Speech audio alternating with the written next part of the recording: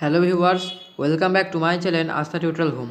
আজকে আমি তোমার জন্য আবার একবার নিয়ে এসেছি তোমাদের আবার 10-এর মানে এবিটি এর টেস্ট পেপারে 2024 মানে তোমরা যারা 2024 মাধ্যমিক পরীক্ষা দেবে তাদের জন্য আজকে আমার ক্লাসটি। আজকে আমি তোমাদের জন্য নিয়ে এসেছি ক্লাস 10-এর এবিটি এর টেস্ট পেপার 2024-এ আমাদের যে বিষয়টি এখন চলছে অর্থাৎ ফিজিক্যাল সায়েন্সের। আজকে আমি তোমাদের জন্য 415 এবং 436 নম্বর পেজের যে দুটি সেট আছে সেই দুটি সেটের আমি তোমাদের জন্য গ্রুপ বি বা ভিএসিকেও প্রশ্ন উত্তরগুলো করে দেবো। তাহলে চলো ক্লাসটিকে শুরু করা যাক। তবে ক্লাসটি শুরু করার আগে বলবো, যারা এখনও পর্যন্ত আমাদের এই চ্যানেলটিকে সাবস্ক্রাইব করেনি তোমরা অবশ্যই প্লিজ আমাদের চ্যানেলটিকে সাবস্ক্রাইব করে নেবে। তাহলে তোমরা এখানকার সমস্ত প্রশ্ন উত্তর হলো এবিটি টেস্ট পেপারে ফিজিক্যাল সায়েন্স তার সাথে সাথে লাইফ সায়েন্সও জানতে পারবে। তাহলে চলো ক্লাসটিকে শুরু করা যাক। প্রথম সেটটা হচ্ছে 415 পেজের সেট, মানে 415 পেজের যে সেটটা দেওয়া আছে সেই সেটের প্রশ্ন। এখানে কী বলেছিলাম, দুয়ের দাগে কেন বলছিলাম যে গ্রুপ বির উত্তরগুলো দেবো, কারণ গ্রুপের উত্তরগুলো আমাদের বইতে দেওয়া ছিল। তাহলে গ্রুপ বি মানে দুয়ের দাগে নিম্নলিখিত প্রশ্নগুলির উত্তর দাও, বিকল্প প্রশ্নগুলি লক্ষণীয়। 2.1 সৌরকোষে কোন শক্তিতে রূপান্তরিত হয়? উত্তর হবে সৌরশক্তিতে রূপান্তরিত হয়।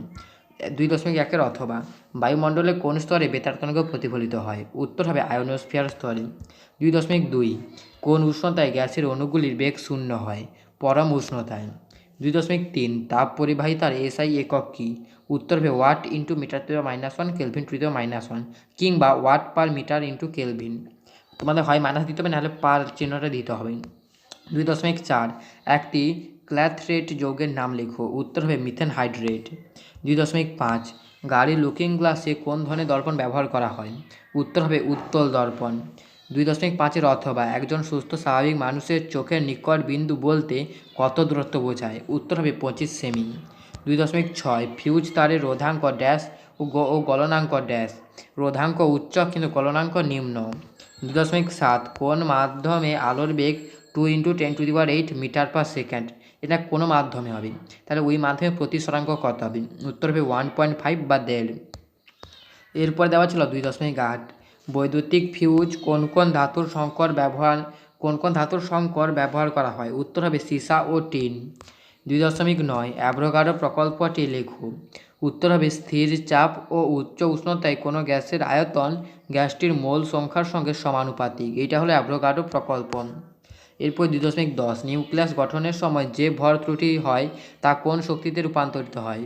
উত্তর হবে বন্ধন শক্তিতে রূপান্তরিত হয়। 2.10 অথবা সূর্য ও নক্ষত্রের উষ্ণতা এত বেশি হওয়ার কারণ কি? উত্তর হবে নিউক্লিয় সংযোজন। 2.11 বিই মানে বেরিলিয়াম ও অক্সিজেন বা ও এর মধ্যে কোনটির পারমাণবিক ব্যাসার্ধ কম? উত্তর হবে অক্সিজেন। 2.12 2 নম্বর পর্যায়ে মৌলগুলির বিজারণ ধর্মের ত্রুটিটি লেখুন। উত্তর হবে লিথিয়াম, তারপরে greater than beryllium, greater than boron, greater than carbon, greater than nitrogen, greater than oxygen, greater than fluorine. এরপরে 2.13 সত্য বা মিথ্যা লেখো। অ্যালকেনের সাধারণ সংকেতটি হলো CnH2n1+1। উত্তরটা হবে মিথ্যা। এরপর 2.13 অথবা লোহার মোর্চের সাধারণত সংকেতটি কী? উত্তর হবে Fe2O3 X অণু জল। এরপরে 14 নম্বর প্রশ্ন 2-এর দাগে পিতল সংকর ধাতুর উপাদানগুলির নাম লেখো। উত্তর হবে তামা আর দস্তা। 2.15 নাইট্রোজেন বা এন এর কোন অক্সাইডের সঙ্গে জলের বিক্রিয়ায় দুটি অ্যাসিড উৎপন্ন হয়? উত্তর হবে নাইট্রোজেন ডাই অক্সাইড। এরপরে 2.15 অথবা নাইট্রোলিম কী? নাইট্রোলিম হলো ক্যালসিয়াম সাইনামাইড ও কার্বনের ধূসর মিশ্রণ। 2.16 ইথানলের সঙ্গে গাঢ় সালফিউরিক অ্যাসিডের নিরুদনে কী উৎপন্ন হয়? উত্তর হবে ইথিলিন উৎপন্ন হয়। 2.17 পরীক্ষাগারে হাইড্রোজেন সালফাইড প্রস্তুতির রাসায়নিক সমীকরণটি লিখুন। উত্তর হবে APS + H2SO4 = ApSO4 + H2S। এরপর 2.17 অথবা H2SO4 এবং NaOH বিক্রিয়ায় উৎপন্ন অ্যাসিড লবণটির সংকেত লেখো। উত্তর হবে এই দুটো বিক্রিয়া করলে NaHSO4 বা সোডিয়াম, এখানে NaHSO4 উৎপন্ন হবে। এরপরে 2.18 মানে এখানে তোমাদের বাম স্তম্ভ ডান স্তম্ভ একদম শেষ দাগে দিয়েছি। প্রথম প্রশ্ন বলছিল একটি ক্ষার ধাতু, তার সঙ্গে মিল হবে পটাশিয়াম। যে মৌলের অ্যানায়ন মরিচা পরাকে ত্বরান্বিত করে তা হলো, উত্তর হবে ক্লোরিন। এরপর তৃতীয় প্রশ্ন হেমাটাইট থেকে নিষ্কাশিত হয়, উত্তর হবে লোহা। 2.18 একদম শেষ প্রশ্ন সর্বাধিক তড়িৎ ঋণাত্মকতা মৌলটি হলো, উত্তর হবে ফ্লোরিন। এরপরে পেজ নম্বর 436 এখানে কি বলেছিল 2-এর দাগে নিম্নলিখিত প্রশ্নগুলির উত্তর দাও, বিকল্প প্রশ্নগুলি লক্ষণীয়। 2.1 বায়ুমণ্ডলের শীতলতম স্তরটির নাম কি? উত্তর হবে মেসোস্ফিয়ার।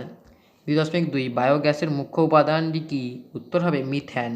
এরপর 2.2 অথবা একটি পুনর্বীকরণযোগ্য বা পুনরায় নবীকরণযোগ্য শক্তির উৎসের নাম লেখো। উত্তর হবে সৌরশক্তি। 2.3 কেলভিন স্কেলে কোন তাপমাত্রায় গ্যাসের আয়তন শূন্য ধরা যায়? উত্তর হবে 0 ডিগ্রি কেলভিন। 0 ডিগ্রি হবে না, শুধু কেলভিন হবে, 0 কেলভিন। 2.4 সত্য বা মিথ্যা লেখো। গ্যাসের অণুগুলির মোট শক্তি অণুগুলির মোট স্থিতিশক্তি ও গতিশক্তির যোগফল। কথাটি সত্য। 2.5 সমান উষ্ণতার পরিবর্তনে সব গ্যাসের আয়তন প্রসারণ কি সমান হয়? উত্তরটা হবে হ্যাঁ। এরপরে 2.5 অথবা তাপ পরিবাহিতাঙ্কের এসআই এককটি কী হবে? এটা হবে, আগে ছিল watt into metre to the -1 kelvin to the -1 কিংবা watt per metre into kelvin. 2.6 সাদা আলো প্রিজমে পড়লে কোন বর্ণের আলো বেশি কোণে প্রতিফলিত হবে বা বেঁকে যাবে?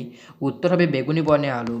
2.7 মোটর গাড়ির ভিউ ফাইন্ডারে কোন ধরনের দর্পণ ব্যবহার করা হয়? উত্তর হবে উত্তল দর্পণ। 2.8 R1 ও R2 রোধ দুটিকে সমান্তরালে যোগ করলে তুল্য রোধ হবে। উত্তরটা হবে, আমরা জানি তুল্য রোধ নির্ণয়ের সূত্র হলো ক্যাপিটাল R সমান small r1 into small r2 by R1 plus R2। মানে হচ্ছে প্রথম যে দুটো রোধ দেওয়া আছে সেই দুটো রোধ গুণ করতে হবে, আর দুটো রোধ যোগ করতে হবে, তারপর সেই দুটোকে ভাগ করে দিলে যেটা পারবে সেটা হচ্ছে তুল্য রোধ। 2.9 ডায়নামোতে কোন শক্তি কোন শক্তিতে রূপান্তরিত হয়? উত্তর হবে যান্ত্রিক শক্তি তড়িৎ শক্তিতে রূপান্তরিত হয়। 2.10 ক্যান্সার চিকিৎসায় ব্যবহৃত হয় এমন একটি ব্যক্তি এরূপ ব্যক্তি তেজস্ক্রিয় মৌলের নাম লেখো।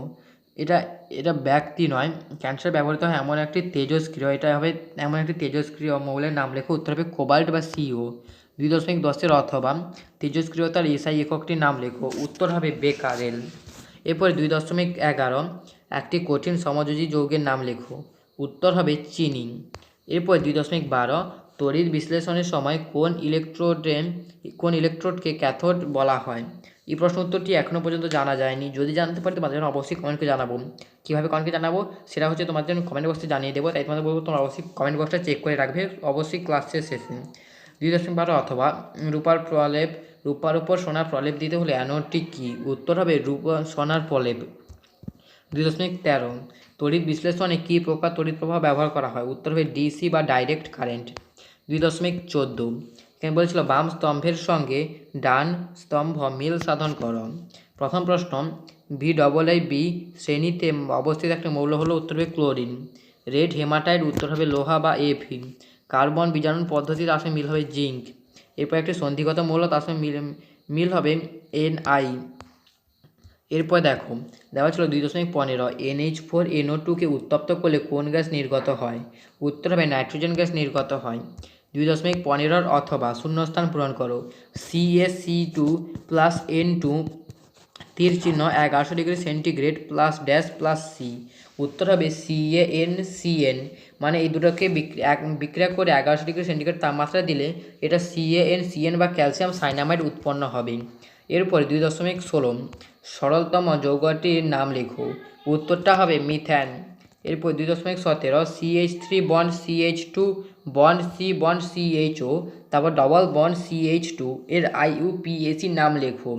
উত্তরটা হবে 2-in-1 বিউটারনাল। এরপরে 2.17 অথবা কার্বন পরমাণুর কোন ধর্মের জন্য বড় কার্বন শৃঙ্খল গঠন হয়? উত্তর হবে পলিমারাইজেশন। এরপরে 2.18 এখানে বলেছে যে কৃত্রিম উপায়ে তৈরি একটি পলিমারের নাম লেখো। উত্তর হবে পলিইথিলিন। এই সব তোমাদের জন্য আছে আমার ক্লাসটি। এখানে তোমাদের জন্য আমি আরও 415 এবং 436 নম্বর পেজে দুটি পেজের আমি বিভাগ ক্ষয়ের উত্তরগুলো করে দিলাম। এরপর তোমাদের জন্য আরও দুটো পেজের বিভাগ ক্ষয়ের উত্তরগুলো নিয়ে আসতে চলেছি ঠিক কালকে সকাল এই সময়, মানে 8টায়। তাহলে সেগুলো দেখতে চলো, অবশ্যই চ্যানেলকে সাবস্ক্রাইব করে রাখবে। আজকের মতো tata, bye bye, good bye.